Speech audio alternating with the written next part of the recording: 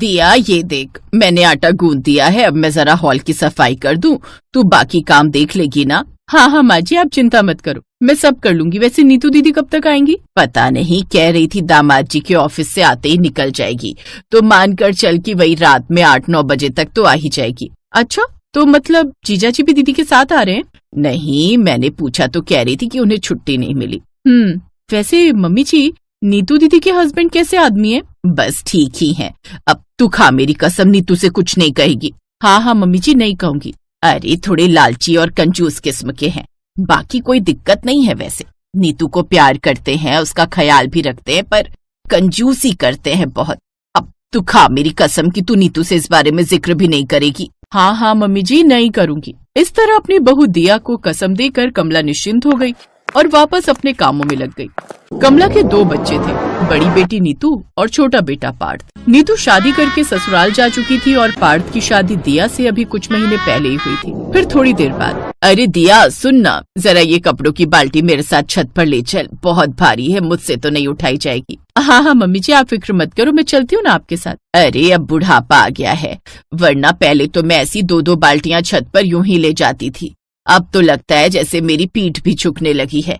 देख, झुक रही है ना आगे की तरफ। नहीं तो ऐसा तो कुछ नहीं लग रहा मम्मी जी।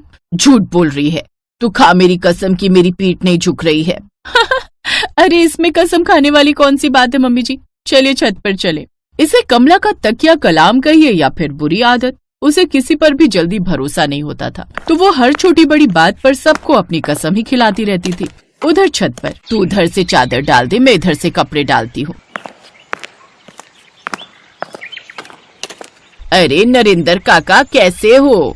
अब घुटनों का दर्द कैसा है? हाँ, अब कुछ आराम है। जो तूने डॉक्टर बताया था ना, उसकी दवाई से काफी आराम है। हैं? सच में काका? खाओ मेरी कसम। अरे हाँ भाई, आराम है पहले से। चल अब मैं जा रहा हूँ, आज आँखों के डॉक्टर से मिलना है जाके। ठीक है काका, अपना ख्याल रखना। दिया तो दिया। कमला जाते जाते अपने बूढ़े पड़ोसी को भी अपनी कसम दे आई। ये बात दिया को थोड़ी अजीब लगी, लेकिन वो कमला से कुछ नहीं कह पाई। और फिर रात में, माँ मैं आ गई। अरे दिया देख, नीतू आ गई। दीदी नमस्ते, कैसी हो आप? कितने दिन बाद मिले ना। हाँ दिया, और बताओ ठीक हो? अरे बातें बाद में करना, पहले आजा हाथ मुंह धो ले, मैं खाना लगाती हूँ। नहीं माँ, खाना मैं घर से खाकर आई हूँ। चल छूटी, खा मेरी कसम। नहीं खा सकती, पेट में बिल्कुल भी जगह नहीं है अब कुछ भी खाने की। कसम भी नहीं खा सकती। मजाक की आदत नहीं गई तेरी। हाँ अच्छा चल, एक रोटी खा ले। देख मैंने तेरे लिए मटर पनीर की सब्जी बनाई है। मटर पनीर? फिर तो खा लूंगी। हाँ मुझे पता था कि तू मटर पनीर को तो नाक कहीं नहीं पाएगी। तब तक दिया का पति पार्थ भी आ गया। और फिर, अरे दीदी कैसी हो आप? मैं एकदम ठीक हूँ। और तेरी दुकान कैसी चल रही है? अब धीरे धीरे काम चल रहा है दीदी। बेटा वो लोन की किश्त का क्या हुआ? भर दी मैंने माँ, आप चिंता मत करो। झूठ बोल रहा है ना? खा मेरी कसम। अरे माँ, इसमें कसम खाने वाली कौन सी बात है? मुझे भूख लगी है, खाना खिलाओगी या अपनी कसम से ही पेट भरोगी मेरा? क्या माँ? कमला की इस आदत से उसके दोनों बच्चे और बहू दिया बहुत परेशान थे। फिर रात में नीतू और दिया इसी बारे में आपस में बातें करने लगे। ये माँ की आदत गई नहीं ना? कौन सी आदत दीदी? अरे तुम्हें नहीं पता? नहीं यार, खा मेरी कसम, तुम्हें सच में नहीं पता? हाँ दीदी, ये सच में बड़ी बुरी आदत है मम्मी जी की। अच्छा नहीं होता ऐसे बार बार अपनी कसम देना। भैया हमारी तो उम्र बीत गई उन्हें समझाते समझाते, पर ना तो पार्थ उन्हें बदल पाया और ना ही मैं उन्हें समझा पाई। लेकिन मुझे अब तुमसे कुछ उम्मीद है, बोलो कोशिश करोगी ना? हाँ दीदी, कुछ तो करना पड़ेगा। खाओ मेरी कसम, तुम सच में करोगी ना? दिया दिल से चाहती थी कि वो अपनी सास की इस कसम वाली आदत को छुड़ा दे, पर उसे समझ नहीं आ रहा था कि वो इसके लिए करे क्या। फिर अगली सुबह जब दिया घर की साफ सफाई कर रही थी, तभी उसकी नजर हॉल में दीवार पर लगी अपने ससुर की तस्वीर पर पड़ी, जिनकी कई साल पहले ही मौत हो गई थी। वो एकटक अपने ससुर को देखती रही और फिर अचानक, दीदी दीदी जल्दी यहाँ आओ। क्या हुआ दिया, क्या हो गया? दीदी मिल गया तोड़। फिर दिया ने झट से पार्थ को भी बुलाया और दोनों को अपनी योजना समझाई। फिर अगली सुबह जब कमला अपने कमरे में सो रही थी, तभी उसे दिया, नीतू और पार्थ के जोर जोर से रोने और चिल्लाने की आवाजें सुनाई दी। वो घबरा कर उठी और दौड़कर हॉल में आई। माँ तुम ऐसे कैसे जा सकती हो माँ? हैं? अरे पर कहाँ गई हूँ मैं? मम्मी जी अभी तो हमारी शादी को 1 साल भी नहीं हुआ और आप इतनी जल्दी चली गई। अरे पर मैं तो यहीं खड़ी हूँ, पीछे पलट के तो देख। माँ कम से कम अपने पोता पोती का मुंह देख कर जाती।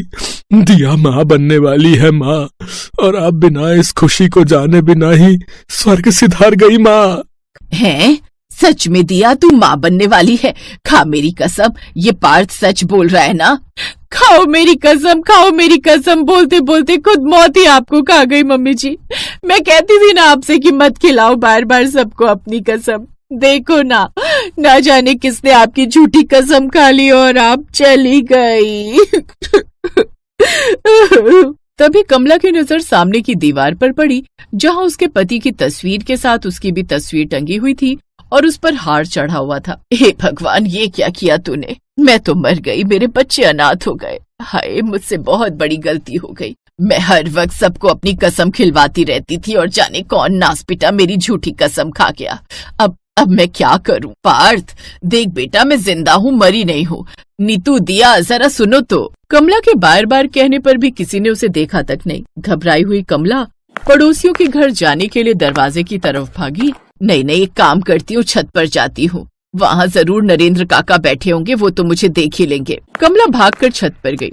उसके पीछे पीछे दिया, नीतू और पार्थ भी छत पर पहुँच गए। उन्हें डर था कि कहीं उनके पोल उनके बूढ़े पड़ोसी न खोल दें। और तभी, काका नमस्ते, इधर देखो, मैं आपको दिखाई दे रही हूँ ना?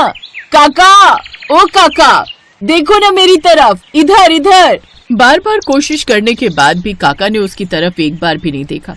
अब की बार कमला ने हार मान ली और रोते हुए नीचे अपने कमरे में आ गई।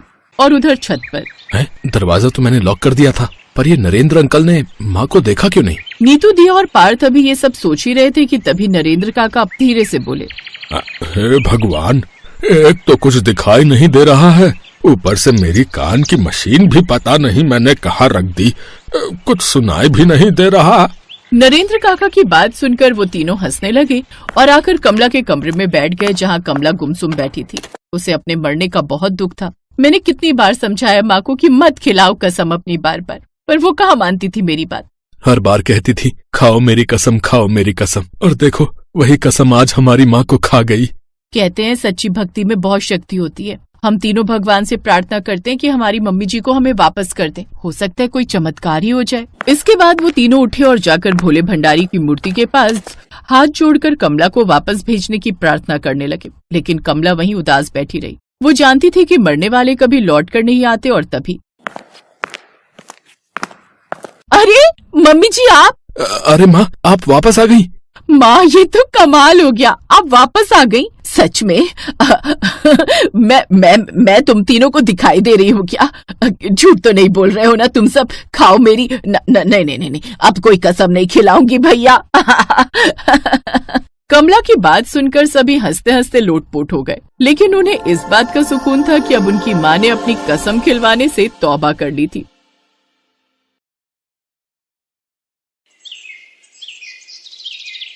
क्या चाय बनाई है? कसम से राधे भैया, दुनिया भर की चाय एक तरफ और तुम्हारे ढाबे की चाय एक तरफ। अरे साहब, वैसे चाय की जहाँ तक बात है तो इमे हमार कोनो हाथ नहीं।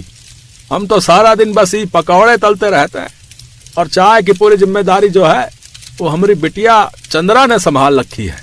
ये बात तो मुझे मालूम ही नहीं थी। तो फिर बुलाओ जरा अपनी बिटिया को, आज चाय की कीमत के साथ उसे इनाम भी दूंगा मैं। संजय की बात सुनकर राधे बड़ा खुश हुआ और उसने फौरन चंदा को आवाज लगाई। चंदा, अरे ओ चंदा, जल्दी इधर आ। राधे की आवाज सुनकर चंदा फौरन ढाबे के कोने में बनी रसोई से बाहर आई। संजय को लगा था कि चंदा कोई 10-12 साल की छोटी बच्ची होगी, लेकिन जब उसने वाकई चंदा को अपने सामने देखा तो वो तो उसे बस देखता ही रह गया। साहब, काओ गवा, आप कछु बोल नहीं रहे? हाँ राधे भैया, क्या कह रहे थे आप? हम कहाँ, अरे कहने वाले तो आप न थे, हमारी चंदा से। हाँ सही कहा। तो चंदा, बहुत अच्छी चाय बनाती हो तुम। ये लो चाय के पैसे, और तुम्हारा इनाम मैं तुम्हें कल आकर दूंगा, ठीक है? जी ठीक है साहब। इसके बाद चंदा वापस रसोई में जाकर अपने काम में लग गई। और फिर राधे ने हिम्मत करके संजय से पूछा, क्या हुआ साहब? हम देखे थे आपने 10 रुपए ज्यादा निकाले थे चंदा को देने के लिए, तो फिर? और वो एक्स्ट्रा 10 रुपए मैंने उसे इसलिए नहीं दिए क्योंकि वो इससे कहीं ज्यादा डिजर्व करती है। इनाम के तौर पर मैं उसे कुछ बढ़िया ला कर दूंगा। वैसे राधे भैया, एक बात तो बताओ, कौन उम्र में शादी कर लिए थे जो चंदा जितनी सयानी बिटिया हो गई तुम्हारी? अरे कहाँ भैया, हम तो ब्याह ही नहीं किया अब तक। चंदा तो हमारे बड़े भैया की बिटिया है। बेचारी के बचपन में ही बड़े भैया और भाभी गुजर गए। हम खुद है तब 15 साल के रहे, लेकिन चंदा हमारे लिए हमेशा से बेटी जैसी रही है। तो फिर अब आगे का क्या सोचा है?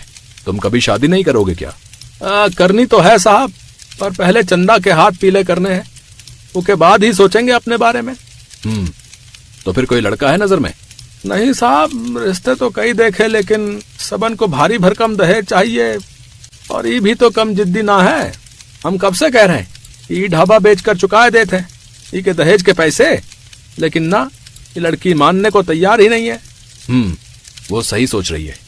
ये ढाबा बेच दोगे तो फिर कमाओगे क्या और आगे अपना परिवार कैसे बनाओगे? सुनो राधे, तुम्हारी समस्या का एक हल है मेरे पास। मैं तुम्हारी भतीजी चंदा से शादी करने को तैयार हूँ, वो भी बिना किसी मांग के। संजय की बात सुनकर राधे का चेहरा खिल जाना चाहिए था, क्योंकि जहाँ तक उसे पता था संजय शहर में अच्छी नौकरी करता था। अपना घर, अपनी गाड़ी, सब कुछ था उसके पास, जिससे वो चंदा को हमेशा खुश रख सकता था।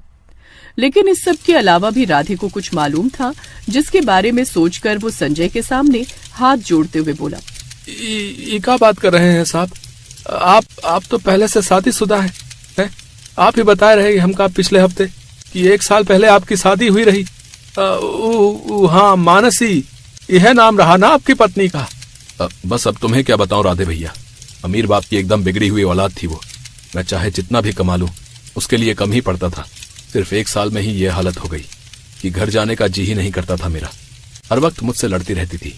सुनकर दुख हुआ साहब, पर फिर भी वो है तो आपकी बीवी ही ना? नहीं, अब मानसी मेरी बीवी नहीं है, क्योंकि हम दोनों एक दूसरे से तलाक ले चुके हैं। राधे भैया, मानसी से शादी मैंने अपने परिवार के दबाव में आकर की, लेकिन चंदा, उसे पहली नजर देखते ही और फिर आपसे उसके बारे में जानकर मैं समझ गया हूं कि मुझे हमेशा से कैसी लड़की चाहिए थी। हाँ राधे भैया, मैं चंदा को हमेशा खुश रखूंगा, ये वादा है मेरा आपसे। ये कहते हुए संजय की आंखों में आंसू थे, जिन्हें देखकर राधे का मन पसीज गया। लेकिन फिर भी संजय को हाँ कहने से पहले उसने अंदर जाकर चंदा को सब कुछ सच सच बता दिया।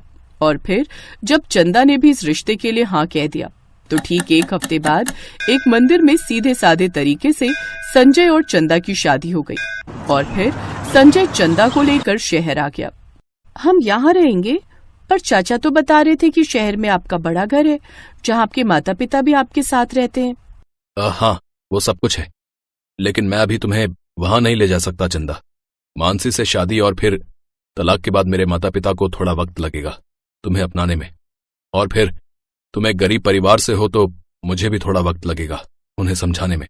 लेकिन तुम चिंता मत करो, मैं उन्हें जल्दी ही सब कुछ समझा दूंगा। बस तब तक के लिए थोड़ा सा एडजस्ट कर लो प्लीज। संजय चंदा को एक पुरानी बस्ती के एक छोटे से कमरे में लेकर आया था। अब तुम यहाँ नई नई आई हो ना? जी, वो खोली नंबर 104 में अपने पति के साथ रहती हूँ। और आप? मैं इस बस्ती की नहीं हूँ, वो सामने वाली बस्ती में रहती हूँ। पानी भरने इधर ही आना पड़ता है रोज। मेरा नाम सरला है, और तुम्हारा? चंदा। आपसे मिलकर अच्छा लगा। इस तरह सरला और चंदा की पहली मुलाकात हुई, और इसके बाद लगभग हर रोज ही वो एक दूसरे से टकराने लगी। वैसे जीजी, एक बात पूछूं? आपने बताया कि आपके पति आपको छोड़कर चले गए, तो फिर आपने उन्हें कभी ढूंढने की कोशिश क्यों नहीं की? ढूंढा तो उसे जाता है जो खो गया हो। हैं? मतलब क्या बोल रही हो आप? तू अभी नहीं समझेगी, लेकिन बहुत जल्द समझ जाएगी। अच्छा ये सब छोड़, और ये बता कि अपने घर चाय पीने कब बुलाएगी मुझे? अब हाँ जीजी, आप कभी भी आ जाना, बस परसों के बाद। हैं? परसों के बाद? क्यों? कल या फिर आज ही क्यों नहीं? वो बात कुछ ऐसी है जीजी कि ये मुझे बाहर घुमाने लेकर जा रहे हैं। वो क्या कहते हैं, अब अरे जो अभी तक नहीं हुआ हमारा, वो अरे हाँ, हनीमून। हम हनीमून के लिए जा रहे हैं। चंदा की बात सुनकर सरला के चेहरे के हाव भाव अचानक से बदल गए। और फिर तो कहाँ लेकर जा रहे हैं वो तुझे?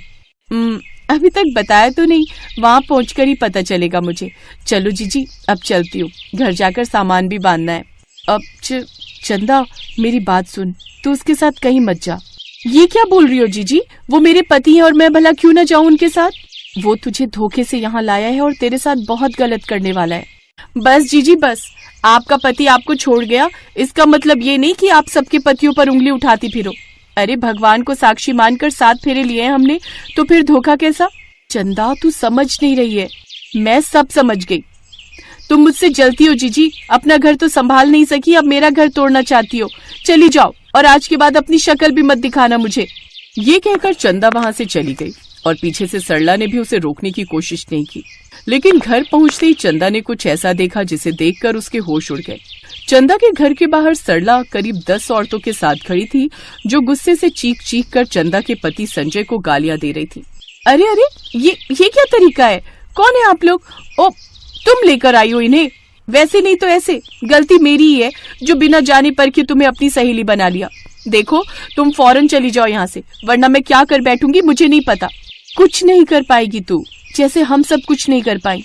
और तू क्या मुझे अपनी सहेली बनाएगी? हम दोनों का रिश्ता तो हमारे मिलने से पहले ही जुड़ गया था। अरे पगली सौतन है तू मेरी, और सिर्फ मैं ही नहीं बल्कि ये सब के सब तेरी सौतने हैं। संजय ने हम सबको बेवकूफ बनाकर हमसे शादी की और फिर हम सबको अलग अलग जगह ले जाकर बेच दिया। नहीं, झूठ है ये। मेरे अलावा उनकी सिर्फ एक पत्नी थी मानसी, जिसके बारे में उन्होंने मेरे चाचा और मुझे पहले ही बता दिया था। तेरे लिए मानसी, मेरे लिए राधा और इनमें से हर एक के लिए कोई और। चंदा ये सब जाल था उसका, हम जैसी गरीब और भोली भाली लड़कियों को फंसाने के लिए। वरना तू खुद सोच, क्या तेरे चाचा ऐसे ही किसी के साथ भी तेरी शादी कर देते? लेकिन कोई बात नहीं, तू भले ही मुझ पर भरोसा मत कर, लेकिन मैं तेरे साथ कुछ गलत नहीं होने दूंगी, क्योंकि सौतन से बढ़कर सहेली है तू मेरी। पुलिस को साथ लाई हूँ, अब वही तुझे सारा सच बताएगी। ये कहकर सरला ने चंदा के घर की ओर देखा, जहाँ से संजय हाथों में हथकड़ी पहने पुलिस के घेरे में बाहर आ रहा था। चंदा ने फौरन जाकर पुलिस इंस्पेक्टर से बात की और तब जाकर उसे समझ आया कि सरला उसकी सच्ची सहेली है। संजय वाकई उसे अपने साथ ले जाकर बेचने वाला था और सरला की वजह से ही वो बाल बाल बची थी। इसके बाद संजय को उसके किए की सजा मिली और चंदा को सरला ने अपने साथ रखा, इस बार सौतन या सहेली नहीं बल्कि अपनी बहन बनाकर।